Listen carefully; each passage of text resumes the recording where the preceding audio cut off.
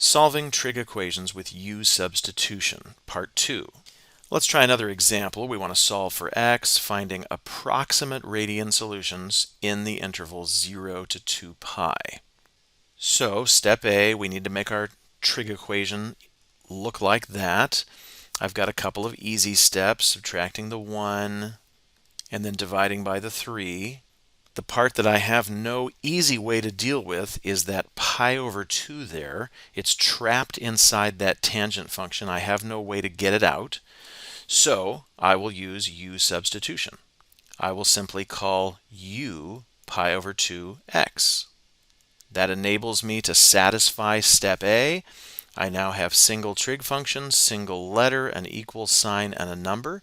I can easily now run through my solving steps. And at the very, very end, I can substitute back to x.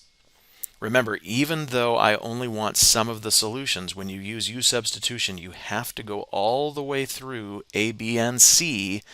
Don't substitute back until the end. So step B, find all the solutions within one period. The tangent function is nice because the period is just pi, so just solutions within the first two quadrants. Tangent is negative in the second quadrant, so I know I'm drawing here a first quadrant picture. Let's see, I should make the 2 look like a ratio. Tangent ratio is opposite over adjacent.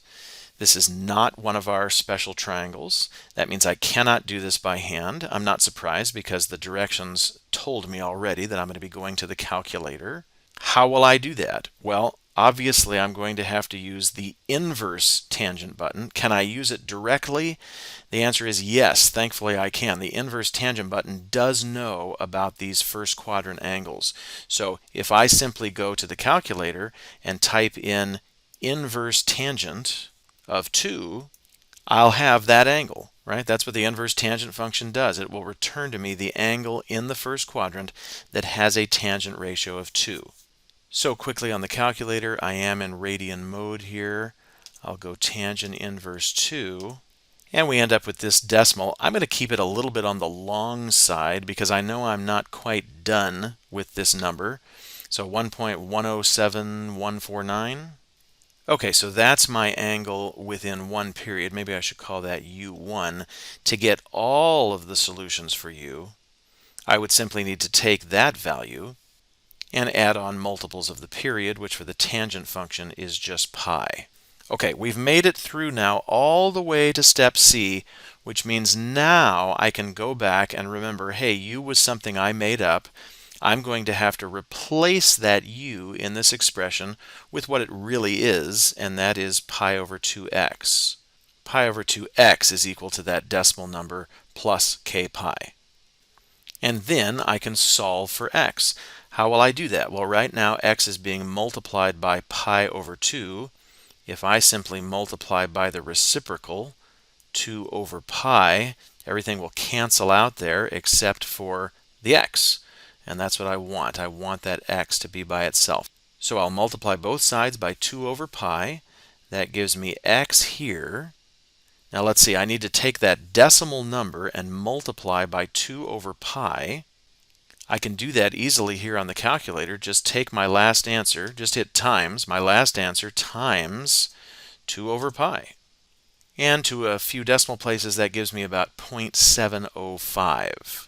And then when I do that other part, let's see, 2 over pi times k pi. Well, the pi's would cancel, leaving me with simply 2k. That is multiples of 2, multiples of the number 2.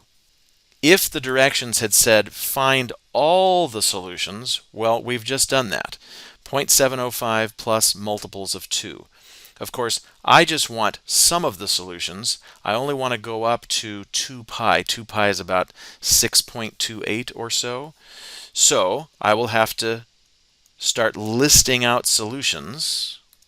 Obviously, 0.705 is in that zone. And then I just have to add multiples of 2. So I could add 2 to it, 2.705. Okay?